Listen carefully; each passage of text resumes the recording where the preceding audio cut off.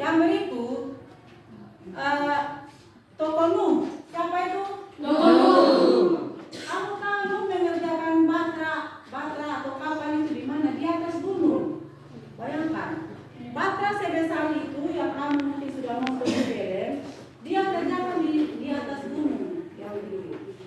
Lalu orang bilang begini, sepertinya Bapak Nuh ini sudah tidak waras lagi. Nuh ini adalah orang yang taat dan setia kepada Tuhan. Orang yang berharap hanya kepada Tuhan. Jadi ketika orang-orang yang hidup pada zaman Nuh itu melakukan banyak kesalahan yang menyakiti hati Tuhan, melanggar banyak perintah Tuhan. Karena itu Tuhan memusnahkan bumi ini dengan air bah.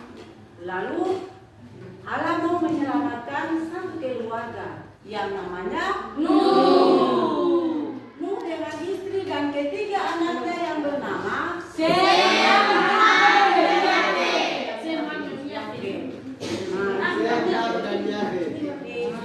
Pada sekolah minggu juga kamu sudah bisa tahu 3 orang anak Nuh. Nah, mari kita lanjut anak-anak.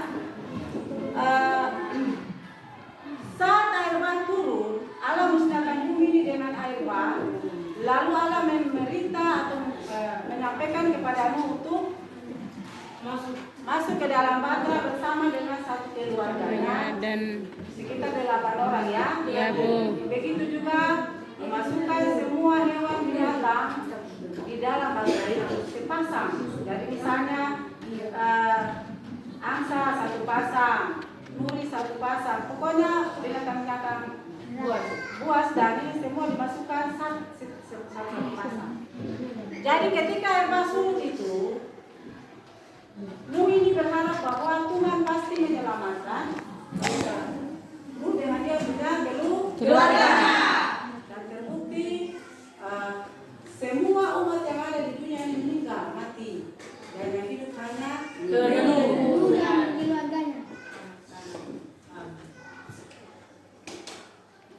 Tokoh iman yang ketiga yang perlu kita contohi di sini adalah Yusuf.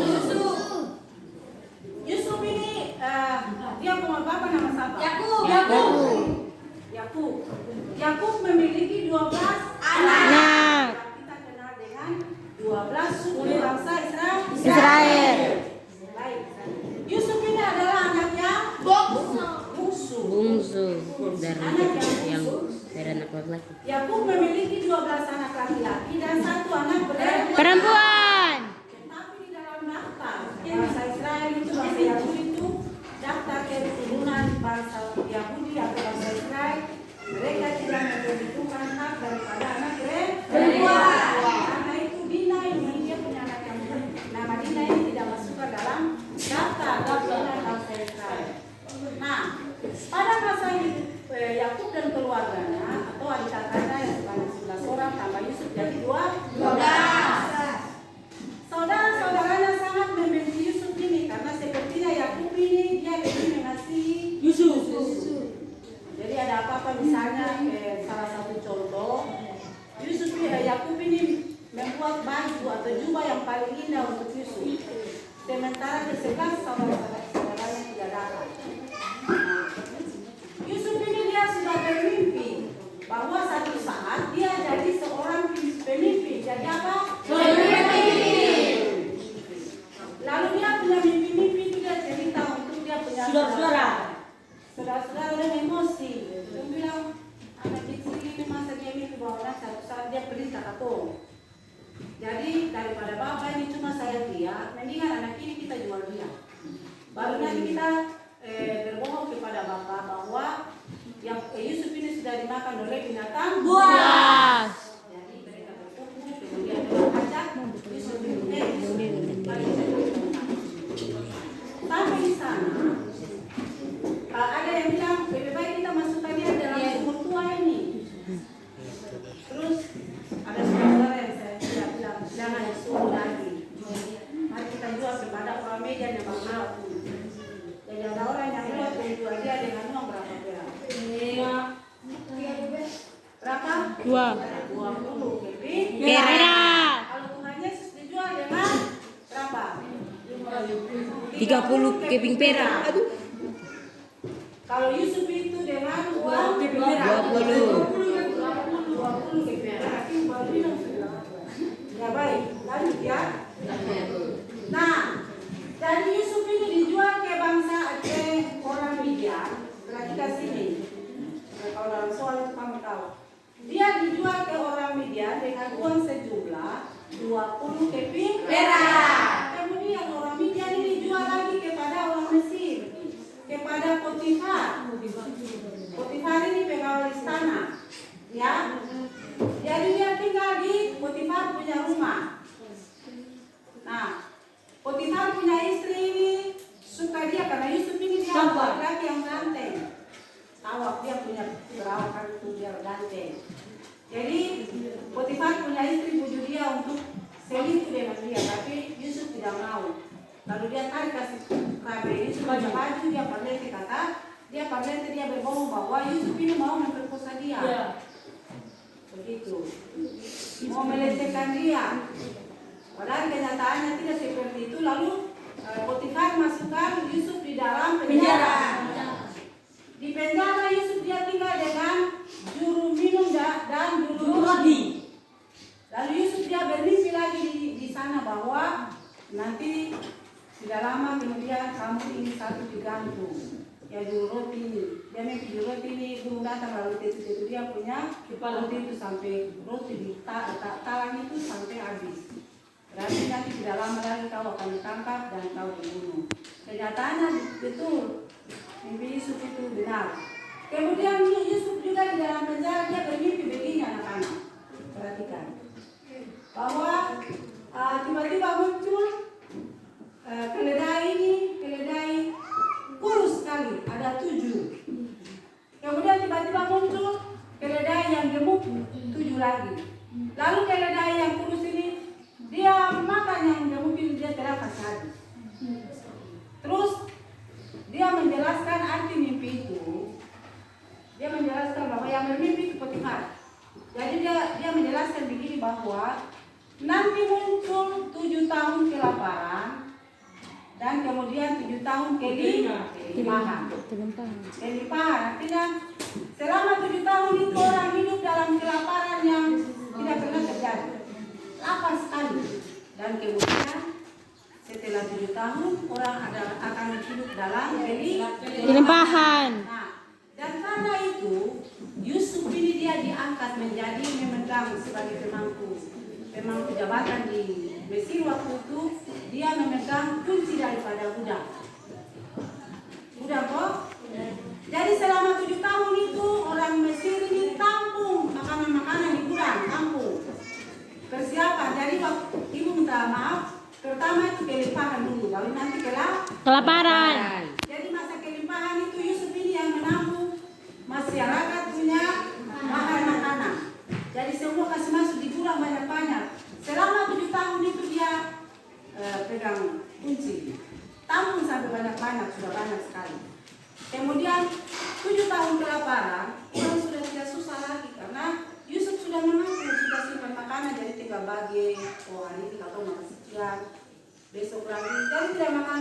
Orang bilang makan bebas-bebas tidak bisa karena mengantisipasi jangan sampai muncul kelaparan. Ya tahun kelaparan orang bisa mati lapar. Jadi Yusuf mengatur bijaksana. Nah, sekarang muncul tahun kelaparan. Kelaparan bukan terjadi di Mesir saja anak-anak. Kelaparan terjadi di mana-mana, ya. Jadi orang Kanan ini juga sudah kelaparan. Yakub dan dia punya anak-anak ini sudah kelaparan. Jadi mereka datang di Mesir untuk membeli bahan makanan. Datang beli dari siapa? Yusuf. Ya? Iya, saudara-saudara dari kanan datang untuk membeli makanan di Mesir. Beli di sana berada Yusuf. Ya, siapa? Yusuf. Dengan Yusuf. Perhatian sini. Dalam hal ini, waktu itu Yusuf ini kan dia masih kecil. Saat dia kan masih remaja. Saat ini dia sudah dewasa. Jadi otomatis dia punya kakak-kakak ini tidak akan mengenal Yusuf. Tapi Yusuf saudara.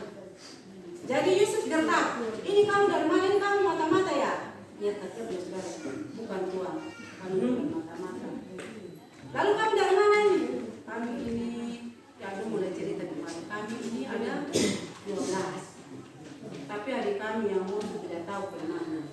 Lalu tinggal kami 11 ini. Kamu punya bapak nama siapa? Kami punya bapak nama Yakub. Ini Yusuf gertak ini. Sudah? Siapa nih makanan untuk mereka makan. Tapi dalam hati Yusuf menangis setengah mati. Setelah berbicara dengan dia punya saudara-saudara, dia pergi di dalam rumah. Lalu dia menangis, dia bilang, aduh kasihan ini tapi saudara-saudara yang menjual beta ini. Tapi beta, saya tidak akan marah mereka karena ini merupakan rencana Tuhan. Rencana Tuhan. Yusuf ini harus dijual ke Mesir supaya kalau ada kelaparan, saudara-saudaranya datang itu dia sudah ada untuk bisa melihat saudara. Itu rencana Tuhan yang mau dilihat. Jadi itu harapan Yusuf. Nah, jadi saat makan bersama, kemudian setelah makan, mereka pulang. Nah, ketika kali mereka kembali untuk berbahan makanan, lalu kemudian Yusuf memperkenalkan diri kepada saudara-saudaranya bahwa yang berhadapan dengan kamu saat ini saya ini adalah Yusuf, adik kamu Yusuf yang kamu sudah jual berapa tahun lalu. Lalu mereka semua peluk dia, semua menangis. Adik kakak ini berapa tahun mereka menangis. Jadi Yusuf diangkat sebagai penguasa di tanah Mesir dan kemudian karena Yusuf ada di Mesir, Yusuf menyuruh saudara-saudaranya untuk membawa bapaknya yang bernama siapa tadi? Yakub. Jadi Yakub dan keluarganya mereka berpindah dari tanah Kanaan dan tinggal di Mesir bersama-sama dengan Yusuf. Jumlah mereka yang pindah, jumlah bangsa Israel yang pindah dari Kanaan datang di Mesir adalah sekitar 70.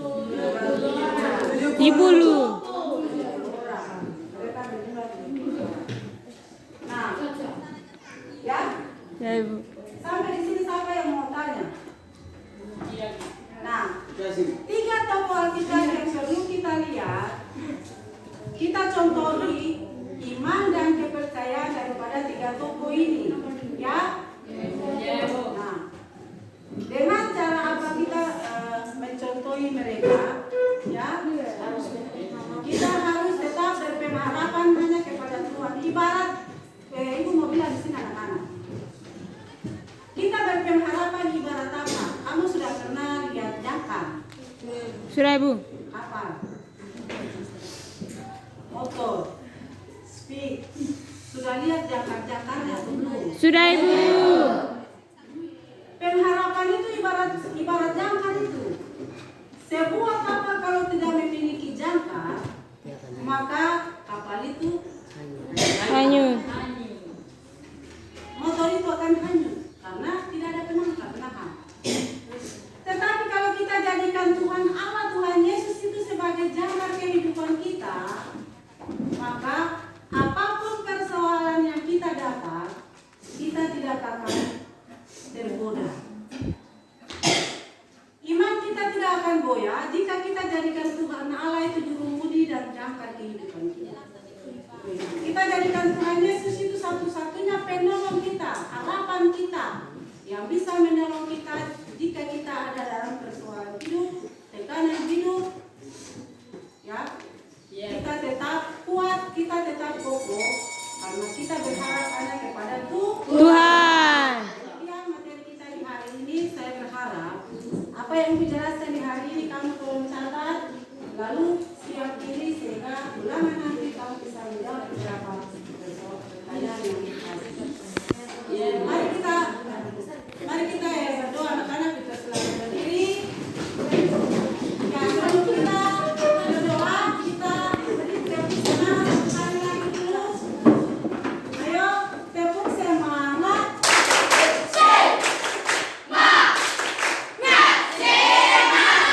Baik, anak-anak, semua berdiri. Lu jangan berdiri.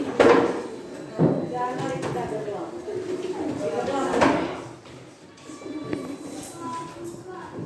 Kami bersyukur kepadamu ya Allah Bapa di surga atas kesempatan yang telah diberikan bagi kami dalam menerapkan materi beriman dan berharapan bagi anak-anak generasi kami.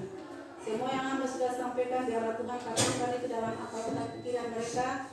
Agar saatnya ketika nanti mereka mampu menjawab semua yang mereka hadapi.